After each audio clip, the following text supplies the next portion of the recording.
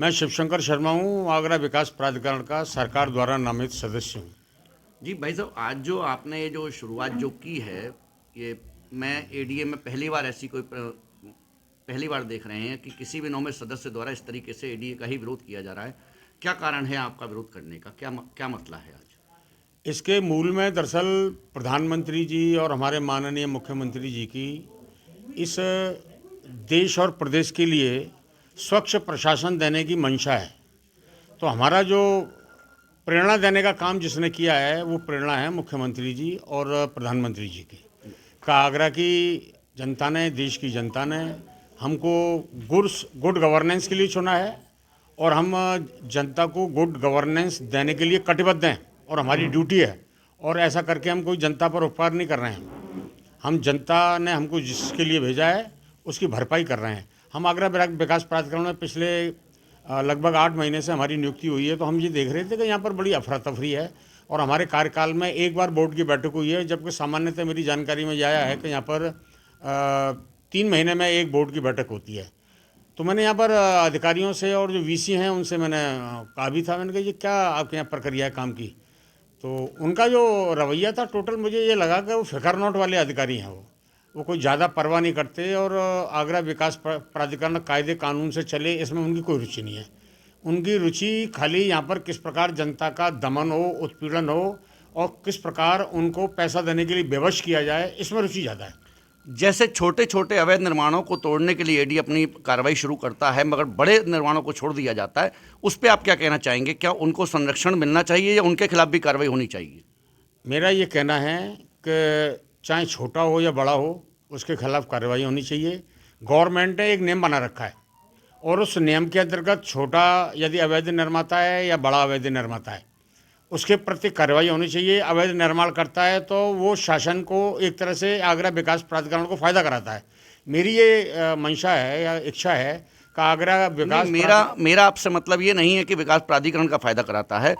अब जिस तरीके से आज अवैध निर्माण हो रहे हैं, उससे नुकसान तो कहीं ना कहीं राजस्व का होता ही है। बात उस नुकसान राजस्व को पूरा करने के लिए आपका क्या पहल रहेगी? मेरा यही आपसे मैं कहना चाह रहा था कि मैंने वीसी से बात की। मैंने ये कहा था कि जो भी अवैध निर्माण आगरा के अंदर हो रहे हैं उनके अंदर शासन ने शमन नीति लेके आया है। तो किन्हीं चालाक लोगों ने शमन नीति को हाईकोर्ट में चुनौती दी है, लेकिन शमन प्रक्रिया उससे रुकती नहीं है।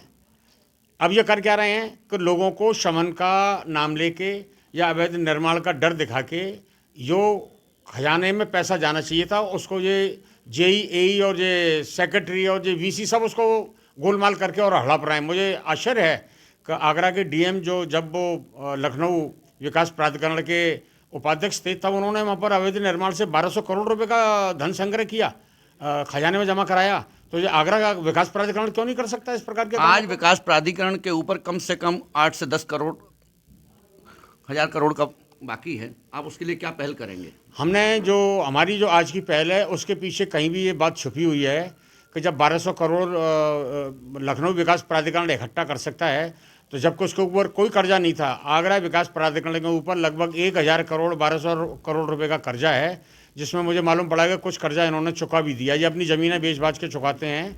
मेरा ये कहना था कि इस कर्जे को चुकाने के लिए हमको अवैध निर्माण के ऊपर सख्ती बरतनी पड़ेगी और अवैध निर्माणों का नियमितीकरण करके जो रेवेन्यू जनरेट होगा उससे पैसा यहाँ कलेक्शन होगा। जो सरकारी ज़मीनों पे बना लिए गए हैं अवैध निर्माण और जो राजनेताओं द्वारा बनाए जा रहे हैं, संरक्षण प्राप्त हो रहे हैं और वही अन्य अवैध निर्माणों को संरक्षण दें, उसके खिलाफ आप क्या कार्रवाई कराएंगे? हम यहाँ पर नियमानुसार जो कार्रवाई संभव होगी वो बिल्कुल कराएंगे। हम विवश करेंगे। इस मुहिम को आप कहाँ तक लेके जाना चाहेंगे? इसको पूरा सिरे तक पूरा चलाएंगे इस मुहिम को। क्या हम जब तक आगरा विकास प्राधिकरण के मेंबर हैं ये मुहिम सिरे तक होगी। हम विवश कर देंगे उन लोगों को जिन्होंने अवैध निर्माण किया है कि वो अपने को रेगुलराइज कराएं और खजाने में पैसा जमा कराएं। सबसे पहले नियम यह है कि उस अवैध निर्माण का ध्वस्तीकरण होना चाहिए, उसके बाद उसके खिलाफ जो भी कुछ हो वो कार्रवाई हो। ये इस नियम में, जबकि कमिश्नर साहब भी कह चुके हैं किसी भी तरीके के अवैध निर्माण को स्वीकार नहीं किया जाएगा। टोरेंट उसको तब तक कनेक्शन उपलब्ध नहीं कराएगी जब तक वो नक्शा पास नहीं होता है। तो ऐसे सभी अवैध निर्माण जितने भी हैं आपके अपने शहर में वो उज्जवल हो रहे हैं, उनके यहाँ पर रोशनी हो रही है। क्या कारण है? मैं आपकी कुछ बात से सहमत हूँ और यद्यपि हमने टोरेंट को कहा है कि जब तक हम किसी भवन की नक्शे की स्वीकृति और उसके कंप्लीशन सर्टिफिकेट नहीं होगा तब तक आप उसको टोरेंट कनेक्शन नहीं देगा, अवैध निर्माण को टोरेंट कनेक्शन नहीं देगा। इस प्रकार की शासन ने नीति बनाई है। इसके बावजूद भी ये सब मिलीभगत से हो रहा है। आपको पत्रकार हैं, आप जानते हैं सब कि किस प्रकार से सिस्टम चल रहा है। कुछ राजनेता जाकर के अवैध निर्माणों को रोकने के लिए पैरोकारी करते हैं, उनके खिलाफ क्या कार्रवाई कराएंगे? मैं जैसा पहले बताया, मेरा ये निश्चित मानना है कि अवैध निर्माण करना कोई गुनाह नहीं है, लेकिन मेरी ये मंशा है कि अवैध निर्माण नहीं होना चाहिए। आप कायदे कानून से चलेंगे तो आपको फ़ायदा होगा उससे। मेरा इस बात पे ज़्यादा जोर है कि जिन्होंने भी अवैध निर्माण कर लिया है उस निर्माण का वो रेगुलराइजेशन कराएं और यहाँ पर शमन के शुल्क जमा कराएं और अपने रेगुलाइज करा लें। जी, धन्यवाद। आगरा की जनता से आप क्या चाहते हैं कि आपको किस तरीके का सहयोग प्रदान करे इस आपकी मुहिम में?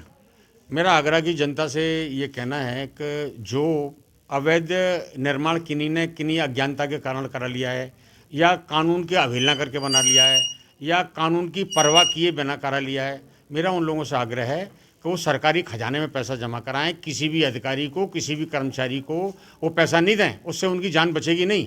उनकी जान बचेगी कि वो रेगुलराइज अपने निर्माण को करा लें, तो उनको ज़्यादा फायदा होगा। यह मैं अपील करना चाहता हूँ आगरा की जनता से। मैं इसमें एक और सवाल आपसे पूछना चाहूँगा कि किसी भी बिल्डिंग को जब तक उसके पास पार्किंग ना हो अवैध निर्माण की स्वीकृति नहीं प्रदान होनी चाहिए किसी भी रूप में, जिसकी वजह से जाम लगता है और काफ़ी लोगों को समस्याएं उत्पन्न होती हैं। उस पर आप क्या कहना चाहेंगे कि ऐसे अवैध निर्माणों को ध्वस्त कर देना चाहिए?